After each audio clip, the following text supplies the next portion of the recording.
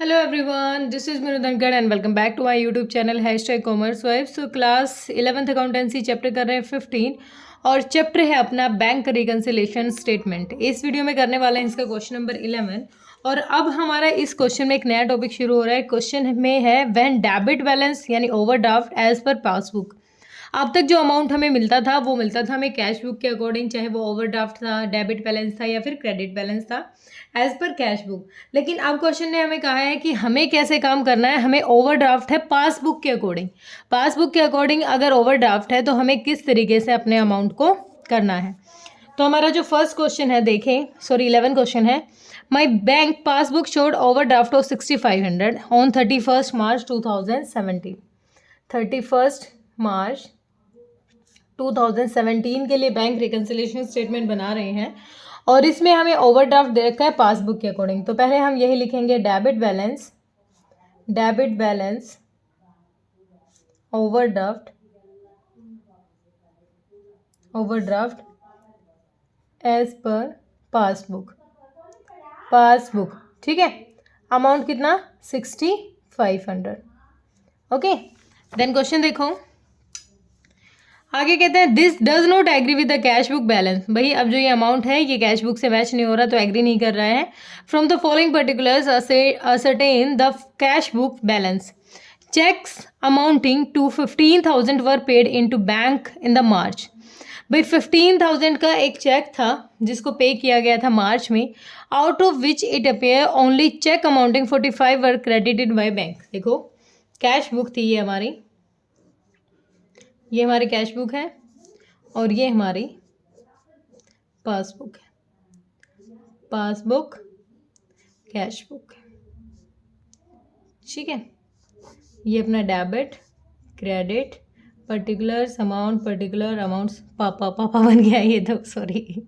Debit credit particular amounts, ठीक है। अब देखो कहता है कि भाई बैंक में ना 15,000 जो अमाउंट था वो जमा करवाया था। भाई अगर बैंक में 15,000 रुपये आए थे तो हमने क्रेडिट किया होगा 15,000 रुपये, ठीक है। लेकिन इस 15,000 में, चलो कैश बुक के हिसाब से समझाती हूँ, कैश बुक में हमने रिकॉर्ड कर लिया 15,000, ठीक है। लेकिन इस 15,000 में से सिर्फ कितने 45 ही क्रेडिट हुए हैं बैंक में।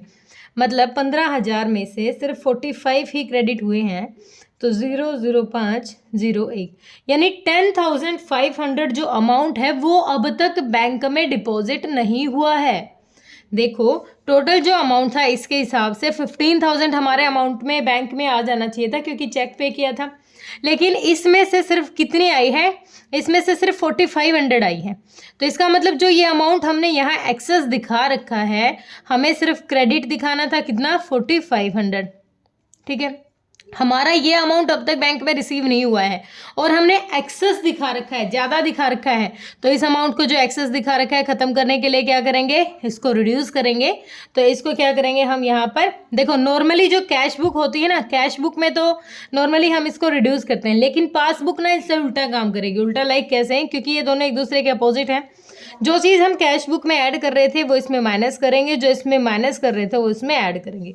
तो कैश बुक में तो हम जो एक्सेस अमाउंट था जो हमने ज़्यादा दिखा रखा था उसको क्या कर लेते थे, माइनस कर देते, ठीक है। लेकिन यहाँ पर क्या करेंगे, ऐड करेंगे। क्यों, क्योंकि देखो इसका क्रेडिट कहता है इंक्रीज इन बैलेंस और डेबिट कहता है डिक्रीज इन बैलेंस, ठीक है। तो हम डिक्रीज कर रहे हैं इसीलिए क्या करेंगे, डेबिट करेंगे। कितना अमाउंट पासबुक के हिसाब से बना रहे हैं ना, तो हम लिखेंगे first transaction check deposited but not credited. भाई पहले तो जितना क्रेडिट किया गया था 45 ही तो क्रेडिट किया है, ये क्रेडिट नहीं हुआ है। टोटल 15,000 की पेमेंट कह रहा था, तो कितना अमाउंट डेबिट कर देंगे, डेबिट ही तो करेंगे। देखो टोटल अमाउंट था 15,000, उस 15 में से सिर्फ 45 ही बैंक में आए हैं, तो बाकी जो 10,500 हमने ज़्यादा दिखा रखे थे उसको क्या कर देंगे, माइनस, डेबिट कर देंगे। कितना अमाउंट 10,500, ठीक है। नेक्स्ट हमें दे रखा है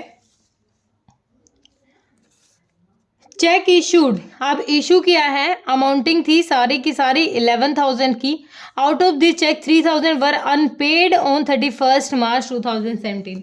सिर्फ जो 3,000 का अमाउंट है वो अब तक पे नहीं किया। देखो कैश बुक के हिसाब से जब हम इशू करते थे तो 3,000 यहाँ लिखते थे, और यहाँ से इन्होंने इशू किया था तो 3,000 इन्होंने यहाँ लिखा, सॉरी टोटल था 11,000, इन्होंने इशू किया तो 11,000 इन्होंने यहाँ लिख दिया। लेकिन अब तक ना इस 11,000 में जो इशू किया था उसमें से 3,000 की पेमेंट नहीं की गई है, यानी हमने यहाँ दिखा रखा है ज़्यादा। तो 3,000 की पेमेंट जब करेंगे तब दिखाएंगे, क्योंकि यहाँ पर हम कितना दिखा देंगे, 3,000 की कमी दिखा देंगे। तो 3,000 को क्या कर देंगे, ऐड करेंगे 12 check issued but not presented in not presented for payment आएगा, फॉर पेमेंट कितना 3,000। ओके नेक्स्ट देखें, the passbook stands debit with 150 for interest. अगर पासबुक ने 150 डेबिट किया है इंटरेस्ट के और 30 बैंक चार्ज के, तो ये दोनों क्या है, एक्सपेंस है। वैसे अगर कैश बुक के हिसाब से करते हैं तो माइनस करते हैं, लेकिन अब पासबुक के हिसाब से कर रहे हैं तो मैंने कहा था ना अपोजिट चलेगा, तो इसको ऐड कर देते हैं इस अमाउंट को, क्योंकि पासबुक से रिवर्स कर रहे हैं ना उन चीज़ों को। तो थर्ड एंट्री हमारी क्या है, बैंक चार्ज इंटरेस्ट कितना भाई 150। फिर हमें कह रहा है एक और एंट्री 30 रुपये की, 30 रुपये क्या था ये, बैंक चार्जेस, ठीक है, बैंक चार्जेस हैं 30 रुपीज़। नेक्स्ट हमें क्वेश्चन कह रहा है, the bank had paid annual subscription 400 to my club according to my instruction. Bank ने पे कर दिए 100 रुपये इंस्ट्रक्शन के हिसाब से, जो नॉर्मल हमारे इंस्टॉलमेंट जाती थी। तो कैश बुक के अकॉर्डिंग माइनस करते थे, इसमें हम क्या कर देंगे, प्लस कर देंगे, ठीक है, क्योंकि एक रेगुलर जो प्लस का मतलब ये नहीं है या डेबिट क्रेडिट को, चलो क्योंकि वो डेबिट कर रहा है ना उस चीज़ को। तो कितना अमाउंट कह रहा है ये, सब्सक्रिप्शन की पेमेंट की है इसने, subscription paid by bank as per instructions, ठीक है, कितना है 100, इतना ही था। तो कौन सी साइड ज़्यादा लग रही है, उधर 6 और 3 9, इधर की ही ज़्यादा है, तो इधर आ जाएगा 10,780, ये आ गया 10,000